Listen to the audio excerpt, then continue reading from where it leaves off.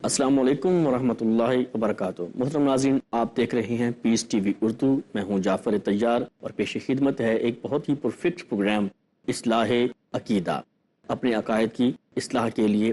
اور اس پروگرام میں ہماری رہنمائی فرما رہے ہیں مسلسل فضیلت الشیخ ابو انشا قاری خلیل الرحمان جاوید صاحب۔ قاری صاحب، آپ کا بہت بہت شکریہ۔ اپنے اگلے پروگرام میں جو سب سے پہلا میرا سوال ہے وہ ہے کہ ہم عموماً آج کل دیکھا جاتا ہے کہ گھروں میں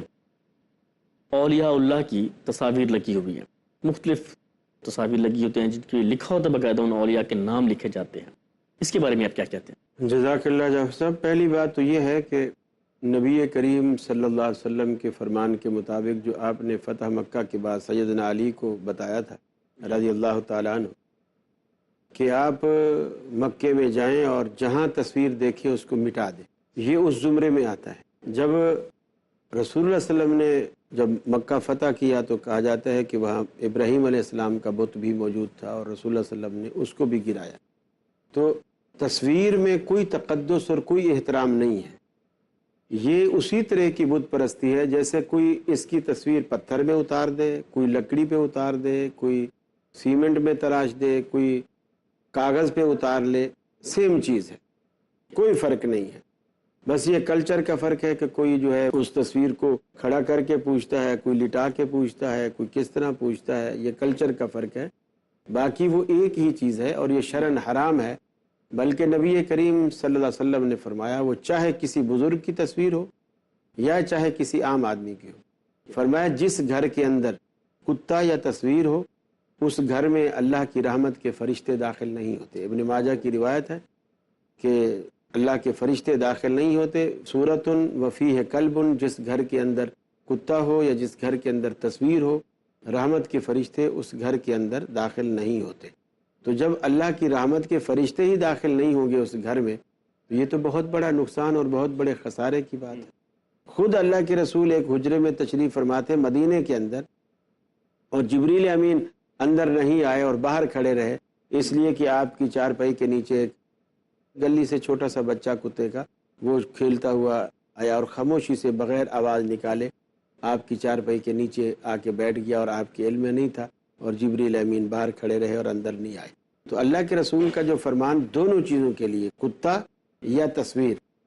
دونوں چیزیں ان میں سے کوئی بھی ایک چیز گھر کے اندر ہو تو اللہ رب العالمین کی رحمت کے فرشتے نہیں آتے، اس لیے ہمیں اس سے اجتناب کرنا چاہیے۔ جی، میرا دوسرا سوال ہے اس پروگرام کا کہ کیا نیک لوگوں سے، ایک تو یہ کہ خود انسان دعا کرے اللہ تعالیٰ کے حضور، اس سے دعا کرے، اللہ تعالیٰ کہتے ہیں کہ مجھ سے دعا کرو میں تمہاری دعاؤں کو سنتا ہوں، قبول کرتا ہوں، اور کسی نیک ولی سے، زندہ بندے سے دعا کروائی جا سکتی ہے؟ زندہ شخص سے دعا بالکل کرائی جا سکتی ہے، اور اس میں شرک والی کوئی قباحت ایسی نہیں ہے۔ پہلے تو یہ کہ یہ سنت سے ثابت ہے، نبی کریم صلی اللہ علیہ وسلم سے بھی ثابت ہے، صحابہ کرام سے ثابت ہے، اور اللہ کے رسول خود صحابہ آتے اور آپ سے دعا کرواتے، جیسے میں نے پچھلی نشستوں میں سیدنا ابو ہریرہ کے حوالے سے بتایا۔ اسی طرح آپ خطبہ دے رہے ہیں، جمعہ کے اندر ہیں، بخاری کی روایت ہے، اور ایک شخص مسجد میں داخل ہوا اور اس نے بڑا اپنا رونا پیٹنا شروع کیا، یا رسول اللہ ہم تو برباد ہو گئے، تباہ ہو گئے، چراگاہیں خشک ہو گئیں اور جانور مر رہے ہیں، پانی نہیں ہے، حوض خالی ہو گئے ہیں، آپ اللہ سے دعا کریں۔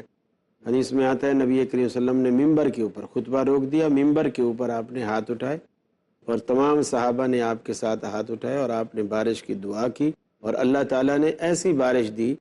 کہ پھر اگلے جمعہ تک پورا ہفتہ بارش ہوتی رہی، پھر اگلا جمعہ ہوا، اسی طرح اللہ کے رسول خطبہ دے رہے ہیں،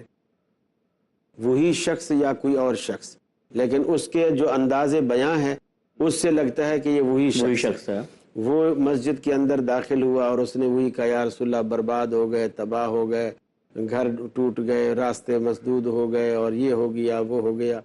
تو اللہ سے دعا کرو کہ اللہ بارش روک دے۔ تو آپ صلی اللہ علیہ وسلم نے پھر اسی طرح ممبر پہ ہاتھ اٹھائے، صحابہ نے آپ کے ساتھ ہاتھ اٹھائے، یا اللہ مدینہ تو تیری رحمت کی بارش سے سیراب ہو گیا ہے، اب ان بادلوں کو اس جگہ برسا جہاں ان کی ضرورت ہے، ہماری ضرورت الحمدللہ پوری ہو گئی ہے۔ تو اللہ کے رسول سے دعا کے لیے درخواست کی گئی اور آپ نے دعا کرائی، اور اس میں قباحت اس لیے بھی نہیں ہے کہ جب آدمی زندے سے دعا کا کہتا ہے، وہ آپ کے سامنے اللہ کے آگے جب ہاتھ اٹھاتا ہے تو آپ کا عقیدہ نہیں بگڑتا ہے، عقیدے میں خرابی پیدا اس لیے نہیں آتی ہے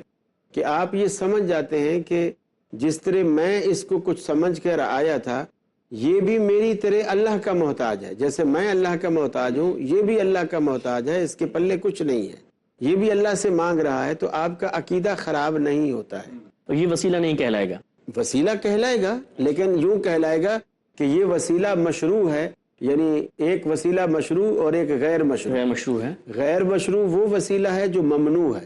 جو شریعت نے ممنوع کیا، اور مشروع وہ ہے جسے شریعت نے جائز رکھا، تو ہم کہیں گے یہ وہ وسیلہ ہے جسے شریعت نے جائز رکھا ہے۔ ٹھیک ہے۔ اچھا شیخ صاحب، یہ دیکھیے کہ آج کل کو جو ماحول ہے، معاشرہ ہے، اس میں چاروں طرف الحاد کی آگ پھیلی ہوئی ہے، ٹھیک ہے، نوجوان نسل کے دماغ میں، ذہن میں عجیب عجیب طرح کے سوالات اٹھتے ہیں، جس میں سے بالخصوص یہ سوال ہے ازل اور ابد کی حدود کا جو تخیل اور تصور ہے کہ یہ کائنات پتہ نہیں کب سے ہے، پتہ نہیں اللہ تعالیٰ کب سے ہے، آخر کوئی تو دن ایسا ہوگا یا کوئی ایسی حد ہوگی کہ تب سے ہے، ایسا تصور رکھنا شرعی طور پہ آپ اس کے بارے میں کیا کہتے ہیں، کیسا ہے؟ دیکھیے، پہلی بات تو یہ ہے کہ عقلی گھوڑے ہمیں نہیں دوڑانے چاہیے، اور خاص کر اللہ رب العالمین کی ذات کے حوالے سے اللہ نے اس کے بارے میں اپنا ایک نام الاول رکھا ہے، الاول، الاول، ٹھیک ہے، پھر دوسرا نام ہے الآخر۔ تو اب عبد الاول بھی بچوں کے نام رکھے جا سکتے ہیں، اور لوگ رکھتے ہیں جو مواحد لوگ ہیں عبد الاول، تو وہ اول بھی ہے وہی، اور وہی آخر بھی ہے، یعنی اب جیسے ریاضی کی گنتی ایک سے شروع ہوتی ہے، ٹھیک ہے، ایک سے پہلے کیا ہے؟ کچھ بھی نہیں ہے، تو اس کی ایک حد تو ہے نا، کہ اب ایک سے پہلے کچھ لکھتے ہیں صفر ہے، یعنی کچھ نہیں ہے، اس لیے کہ ہر چیز کی بندہ پھر کہیں تو جا کے رکے گا نا۔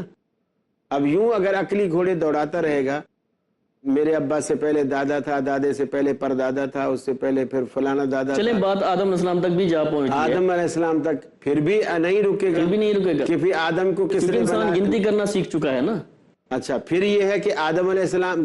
کس نے بنایا؟ پھر یہ اللہ نے بنایا، پھر نعوذ باللہ من ذالک، نعوذ باللہ من ذالک، ذہن میں پھر یہ سوال آتا ہے، پھر اچھا جی اس کو تو اللہ نے بنایا، تو اللہ کو کس نے بنایا؟ نعوذ باللہ من ذالک۔ تو اللہ رب العالمین کا کوئی اور خالق نہیں ہے، اور خالق اس چیز کا ہوتا ہے جو بنا ہو۔ اللہ رب العالمین بنا نہیں ہے، نہ بنایا گیا ہے نہ بنا ہے، بنتا وہ ہے جس کی ابتدا ہوئی ہو، اور اللہ رب العالمین کی نہ ابتدا ہے نہ ہی انتہا ہے، وہی اول ہے وہی آخر ہے، ابتدا ہے ہی نہیں ہے۔ ابتدا یہ ہوتی ہے کہ جیسے اب یہ ٹیبل ہے، اس کی ایک حد ہے، جی، یہاں سے شروع ہوئی یہاں ختم ہوئی، بالکل ٹھیک ہے، اب اس سے باہر جو ایریا ہے ہم کہیں گے اس سے پہلے کرسی رکھی ہوئی ہے، اس سے پہلے گلدان رکھا ہوا ہے، وہ اس سے حد بندی ہے، لیکن جو چیز ایسی ہے کہ ہم کہہ ہی نہیں سکتے کہ شروع کہاں سے ہوئی، اس کا شروع ہے ہی نہیں، یعنی اللہ رب العالمین کی ذات کے لیے ایسا تصور بھی غلط ہے کہ وہ کب سے شروع ہوا، اس لیے کہ دنیا میں کوئی لمحہ ایسا نہیں آیا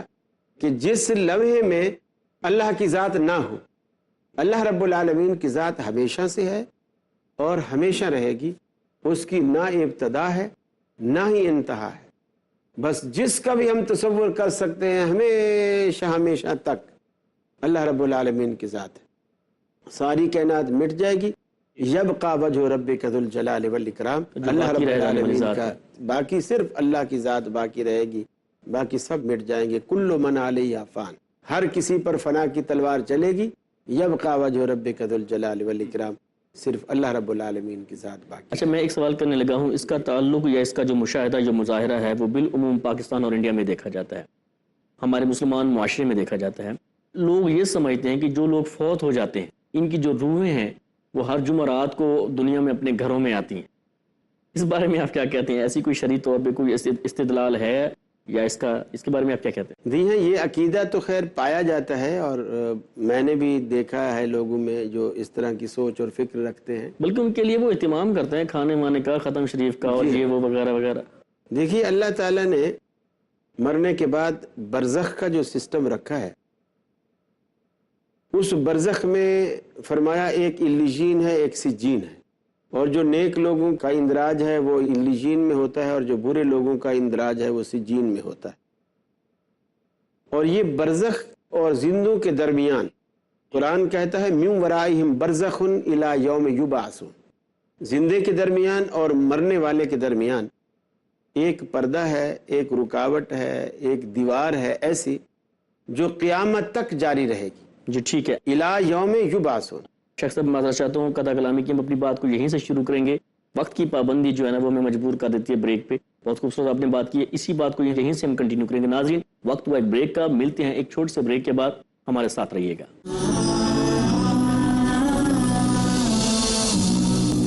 السلام علیکم ورحمۃ اللہ وبرکاتہ، welcome back from the break. اور بریک سے جانے سے قبل بات ہو رہی تھی مسلمان معاشرے میں، بالخصوص انڈیا اور پاکستان میں یہ دیکھنے کو آیا ہے، بعض لوگوں کا یہ عقیدہ ہے کہ جو لوگ فوت ہو جاتے ہیں ان کی روحیں جمعرات کے دن جو ہے وہ اپنے اپنے دنیا میں جو ان کے گھر ہیں ان گھروں میں آتی ہیں، اور ان کے استقبال کے لیے، ان کی ریسیپشن کے لیے بالخصوص کھانے تیار کر کے ان کے اوپر ختم کروایا جا سکتا ہے۔ آپ علیین کا اور دوسرا سجین کا ذکر فرما رہے تھے۔ جی، تو اللہ رب العالمین نے نیک روحوں کا اندراج علیین میں اور بروں کا اندراج سجین میں، اور قرآن نے کہا ہے کہ وما ادراک ما علیین کتاب مرقوم، وہ لکھی ہوئی کتابیں، وہ رجسٹر ہیں جن میں اس کا اندراج ہوتا ہے۔ اور زندے اور مردے کے درمیان اللہ نے ایک ایسی رکاوٹ ڈال دی ہے، اور وہ رکاوٹ الی یوم یبعثون کا، من ورائہم برزخ الی یوم یبعثون ثم انکم بعد ذلک لمیتون، تم اس کے بعد دنیا سے جب جاؤ گے تم مر جاؤ گے، ثم انکم یوم القیامت تبعثون، پھر تم روز آخرت ہی اٹھائے جاؤ گے۔ تو اللہ تعالیٰ نے یہ چیزیں متعین فرما دی کہ اٹھنا کب ہے، واپس کب آنا ہے، اور یہ پردہ کب تک ہے زندے اور مردے کے درمیان۔ فرمایا الی یوم یبعثون، اٹھائے جانے والے دن تک یہ بیچ میں جو ہے وہ رکاوٹ ہے۔ اب اٹھائے جانے والے دن تک جو رکاوٹ ہے، تو اللہ تعالیٰ نے نیک لوگوں کی روحوں کو وہ مزے کرا دیے ہیں جنت کے اندر، وہ سبز پرندوں کی شکل میں نعمتیں کھاتی ہیں، پھل کھاتے ہیں، وہ روحیں مزے کرتی ہیں۔ اور جو دوسری بری روحیں ہیں اللہ تعالیٰ ان کو اذیت اور تکلیف میں رکھا ہوا ہوتا ہے، اور فرشتوں کا اتنا کڑا پہرا ہے کہ ان دو کے علاوہ تیسری کون سی جگہ ہے جہاں ہر ہفتے ان کی روحیں واپس آ جاتی ہیں۔ ایسے جیسے لوگ دبئی گئے اور واپس آ گئے، پھر انڈیا گئے واپس آ گئے، پاکستان گئے واپس آ گئے، سیر سپاٹے کر کے واپس آ گئے، تو ایسا تیسرا کون سا ٹھکانہ ہے؟ جنت والی جو روحیں ہیں وہ خود وہاں سے آنا نہیں چاہتی، اس لیے کہ مزے اتنے ہیں کہ دنیا ان کے آگے کچھ نہیں ہے، وہ آنا نہیں چاہتی۔ جو دوسری بری روحیں ہیں ان کو وہاں تکلیف اتنی ہے کہ وہ وہاں رہنا نہیں چاہتی، وہ وہاں سے نکلنا چاہتی ہیں، لیکن پہرے اتنے ہیں کہ ان کو نکلنے نہیں دیا جاتا۔ اور ہمارے برے صغیر کی پولیس تو نہیں ہے وہاں جو بھی آپ 50 روپے تھمائیں گے اور وہ بولیں گے چلو کوئی بات نہیں، ہو کے آ جاؤ، کسی کو بتانا نہیں، میں تمہاری سیٹ خالی رکھوں گا۔ وہ تو اللہ رب العالمین کا ایسا کڑا نظام ہے کہ اللہ رب العالمین کا قرآن کہتا ہے کہ لا یعصون اللہ ما امرہم، اللہ کے فرشتے اللہ کی اتنی فرما برداری کرتے ہیں کہ وہ کسی چھوٹے سے حکم کی بھی حکم عدولی نہیں کرتے۔ ٹھیک ہے، لا یعصون اللہ ما امرہم، بلکہ جو اللہ رب العالمین ان کو حکم دیتا ہے وہ کرتے ہیں۔ اسی طرح ایک دن رسول اکرم صلی اللہ علیہ وسلم نے سیدنا جبریل علیہ الصلوۃ والسلام سے کہا کہ جبریل، میرا دل چاہتا ہے تم میرے پاس اکثر آیا کرو، ہر روز آیا کرو، اور میرے پاس زیادہ ٹائم بیٹھا کرو، یعنی آپ کا منشا یہ تھا کہ تمہارے ساتھ میرا دل لگتا ہے، زیادہ وقت میرے پاس بیٹھو اور زیادہ دیر مجھے ٹائم دیا کرو۔ ٹھیک ہے، تو حضرت جبریل سمجھ گئے، انہوں نے کہا یا رسول اللہ صلی اللہ علیہ وسلم، آپ یہ سمجھ رہے ہو کہ شاید ہم اپنی مرضی سے آپ کے پاس آتے ہیں؟ اللہ اکبر، اور اب آپ کہو گے تو پھر میں کل مرضی سے بیٹھ جاؤں گا، اپنی مرضی سے بیٹھ جاؤں گا، میں ٹائم بڑھا دوں گا۔ تو فرمایا کہ ما نتنزل الا بامر ربک، ہم تو اس وقت تک نہیں اترتے جب تک تیرے رب کا ہمیں حکم نہیں ہوتا۔ تو جبریل امین جو فرشتوں کا سردار ہے، وہ آسمانوں سے زمین پہ آنے کے لیے بھی اللہ کے حکم اور اس کی اجازت کا پابند ہے۔ تو ان روحوں کو کون آنے دیتا ہے؟ اور یہ عجیب تماشا ہے، میں حیران ہوتا ہوں۔ اکثر میں نے دیکھا ہے مسجدوں کے اندر مولوی صاحب نماز پڑھ کے سلام پھیرا بیٹھے، اور وہ جن کا ابا فوت ہوا ہوتا ہے اس کو قریب بلایا، بھائی وہ رات میں نے تمہارے ابا کو خواب میں دیکھا ہے، اور وہ ان کا پیٹ بھی کافی اندر دھنسا ہوا تھا، اور سردی سے بھی کپ کپا رہے تھے، بھوکے بھی تھے، سردی بھی لگ رہی تھی، یہ بھی تھا۔ اب وہ پریشان ہو کے پوچھتا ہے جی مجھے بتائیں پھر مجھے کیا کرنا پڑے گا؟ تمہیں ایسا کرو، تو ایک تو وہ ہمارے مدرسے کے جو بچے ہیں، سردیاں آ رہی ہیں تو ان کو کمبل لا کے دو، رضائی لا کے دو، رضائی لا کے دو، یہ پارسل ہو جائیں گے تمہارے بابا، تو ان کو پہناؤ گے، ادھر اس کی سردی دور ہو جائے گی۔ رہا ان کا پیٹ اندر دھسا ہوا تھا تو تم کوئی دیگ ویگ پکواؤ اور بچوں کو کھلاؤ، صرف کھلاؤ نہیں، ختم بھی دلاؤ اور پھر ان کو کھلاؤ۔ تو اب کوئی ان سے یہ بھی نہیں پوچھتا کہ حضرت صاحب یہ کیا بات ہے کہ ابا میرا ہے خواب آپ اور کو آ رہی ہے۔ خواب میں ہمیشہ تمہارے آتا ہے، میرے خواب میں میرا ابا کبھی نہیں آیا۔ میری اماں بھی جب سے رو رہی ہے کہ میں اپنے میاں کو چلو مرنے سے پہلے ایک دفعہ دیکھ تو لوں، وہ اس کے خواب میں زیارت نہیں کرواتا، تمہیں ہر روز خواب میں آ جاتا ہے۔ میرا اگلا سوال یہ ہے شیخ صاحب کہ ہم اپنے کسی کام کے لیے، ہماری کوئی مشکل ہے، کوئی کام ہے، اس کے لیے کسی نیک بندے کو جو زندہ ہے اس کو دعا کا کہتے ہیں کہ آپ ہمارے لیے دعا کریں، اور مطلب کہ وہ ہمارے قریب بھی نہیں ہے، کہیں دور رہتا ہے، اس نے ہمارے لیے دعا کی، کچھ دنوں کے بعد وہ ہمارا وہ کام ہو گیا۔ اب یہ عقیدہ بنا لینا یا یہ خیال تصور کرنا کہ یہ جو میرا کام ہوا ہے یہ اسی کی دعا کی بدولت ہوا ہے، کیا ایسا تصور یا ایسا تخیل جائز ہے؟ اس میں تھوڑا سا آپ یوں تبدیلی کر لیں کہ وہ اگر اس کا اظہار کرنا چاہتا ہے، چونکہ دعا کسی زندے سے کرانا یہ تو حدیث سے ثابت ہے، اس بنیاد پر آپ نے اس سے دعا کی درخواست کر لی، یہ بھی ثابت ہو گیا، اس نے آپ کے لیے دعا کر لی، یہ بھی ثابت ہو گیا۔ اب ایک چیز جو تھوڑی سی احتیاط والی ہے وہ یہ ہے کہ آپ اس جملے میں تھوڑی سی یوں تبدیلی کر لیں کہ فلاں بندے نے میرے لیے دعا کی، اللہ رب العالمین نے میرا وہ کام کر دیا، بس اب کوئی قباحت نہیں۔ فلاں بندے نے میرے لیے دعا کی اور اللہ رب العالمین نے میرا وہ کام کر دیا، بس اتنے جملہ اگر وہ کہتا ہے تو اس دعا والے معاملہ بھی سیٹ ہو جاتا ہے اور اس کی اصلاح بھی ہو جاتی ہے اور خرابی بھی پیدا نہیں ہوتی۔ اگر وہ یہ کہے، اس بندے کو فون کر کے کہتا ہے یا ویسے کہتا ہے کہ بھئی یہ آپ ہی کی دعا قبول ہوئی ہے، تو ایسا کہنا یا ایسا خیال کرنا؟ اگر اس کی دعا قبول ہوئی ہے، اصل میں قبول تو اللہ کرتا ہے، اور اللہ رب العالمین کے بارے میں رسول ہی خبر دے سکتا ہے کیونکہ اس کے پاس وحی آتی ہے۔ ہمارے پاس وحی نہیں ہے تو ہم اللہ رب العالمین نے اس کو قبول کر لیا یا نہیں کیا، یہ دونوں خبریں ہم نہیں دے سکتے کہ اللہ رب العالمین نے اس کو قبول کیا، ہم یہ خبر بھی نہیں دے سکتے، اور اللہ نے اسے قبول نہیں کیا، ہم یہ خبر بھی اس کو نہیں دے سکتے، یعنی دونوں خبریں نہیں دے سکتے۔ اس لیے اس کو اللہ ہی پر چھوڑے، اور یہ کہہ سکتا ہے کہ فلاں شخص نے میرے لیے دعا کی اور اللہ رب العالمین نے میرا بیڑا پار کر دیا، تو اللہ پر چھوڑے۔ ٹھیک ہے۔ یا میں نے خود دعا کی، بعض دفعہ ایسا ہوتا ہے آپ حج پہ گئے اور آپ نے دعا کی، اور دعا میں آپ نے کہا کہ یا اللہ مجھے بیٹا دے دے، اور جب آپ آئے اور اللہ رب العالمین نے آپ کو اگلے سال بیٹا بھی دے دیا، تو آپ یقیناً آپ کے ذہن میں یہی خیال آئے گا میں نے دعا کی کہ میں نے جو اللہ سے دعا مانگی تھی وہ پوری ہو گئی، وہ پوری ہوگی۔ فرق صرف یہ کر لیں کہ آپ اولاد کا ملنا دعا پر موقوف نہ کریں کہ میری دعا کی وجہ سے میرا بیٹا ملا، اب یہی کہیں کہ میں نے دعا اللہ سے کی، اللہ رب العالمین نے مجھے بیٹا دیا ہے۔ تو اس طرح جملہ کہنے میں کوئی حرج نہیں اس طرح ہے، کہنے میں بھی اور اس طرح سمجھنے میں بھی اس میں کوئی قباحت نہیں ہے۔ ہاں یوں نہیں کہہ سکتے کہ فلاں جو بندہ ہے اس کی دعاؤں میں اتنا اثر ہے کہ اس نے جو ہے جو کہہ دے گا بس وہ ہو جائے گا۔ اس کے لیے شرعی دلیل چاہیے،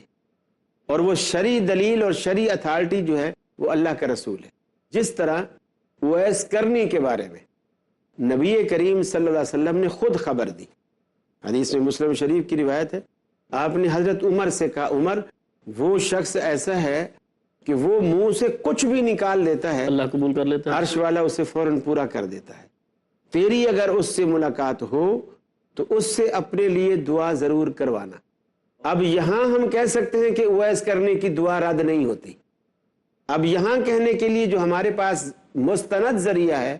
وہ اللہ کا رسول اکرم صلی اللہ علیہ وسلم کی ذات مبارک، چونکہ رسول اللہ کی وحی کے بغیر نہیں بات کر رہے، اللہ نے خود بتا دیا کہ میں اس بندے کی دعا رد نہیں کرتا، اور اللہ کے نبی نے خبر دے دی، تو یہاں تو آپ یقین سے کہہ سکتے ہیں،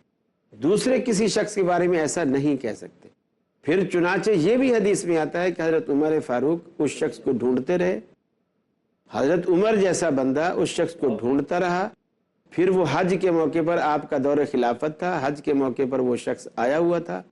مینا کے اندر اس کے خیمے میں جا کر کے ملے، بلکہ یہ بھی آتا ہے کہ جب حضرت عمر فاروق رضی اللہ تعالی عنہ کو بتایا گیا کہ وہ اویس جس کی آپ کو تلاش تھی وہ آیا ہوا ہے، میں اس کو بلاؤں؟ کہا کہ نہیں، جس کی اللہ کی دربار میں اتنی قدر و منزلت ہے اللہ اس کو ہم دربار میں نہیں بلائیں گے، ہم اس کے پاس چلتے ہیں۔ کیا بات! تو پھر اس کے پاس گئے، اس سے پوچھا ایکم اویس، ارے تم میں اویس کون ہے؟ تو ایک شخص ہانڈی پکا رہا تھا، اس نے کہا میں اویس ہوں، میرا نام اویس ہے۔ تو انہوں نے اپنا تعارف کرایا اور کہا کہ میں اس لیے آیا ہوں کہ آپ میرے لیے دعا کریں۔ اویس کرنی نے کہا میں آپ کے لیے دعا کروں، آپ صحابی رسول ہیں۔ انہوں نے کہا میں خود نہیں کہہ رہا، اللہ کے نبی نے مجھے کہا تھا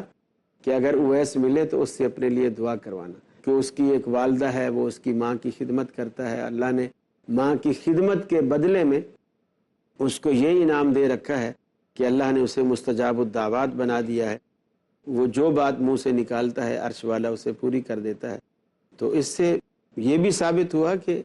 دوسرے سے دعا کرائی جا سکتی ہے، اور یہ بھی ثابت ہوا کہ دعا قبول بھی ہوتی ہے، اور کہنا بھی چاہیے کہ اس کی دعا کے سبب ایسا ہوا ہے، بشرطے کہ یہ ہمارے پاس سند ہونی چاہیے کہ اس کی دعا قبول ہوئی، چونکہ اللہ رب العالمین قبول کرتا ہے اور اللہ کی خبر نبی دیتا ہے،